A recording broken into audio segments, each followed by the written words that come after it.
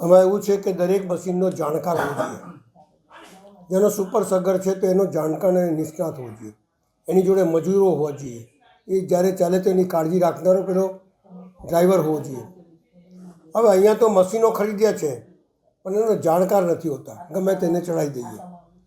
Super Sagar હોય, doser હોય, bulldozer હોય, બધી મશીનો વિધિન શોર્ટ પીરિયડની અંદર એ બગડી જાય છે. એનું કારણ એની માવજત થતી નથી, માવજતને જાણકાર કોઈ નથી. માટે કરોડો રૂપિયા વેડફાય છે પણ જે નગરજનોને સુવિધા જોઈએ છે એ મળતી નથી, એ હકીકત છે.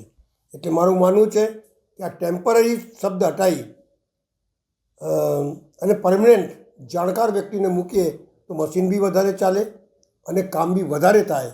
કારણ કે અહીંયા તો આપણે કહીએ કે મશીન લાવો, ડીઝલ અલગ પુરાવવાનું, ડીઝલ પૂરીને પછી કેટલું ડીઝલ આપે, પછી એ પહોંચે ત્યાં સુધી 12 વાગી ગયા હોય અને પછી 1-2 કલાક કામ કરે.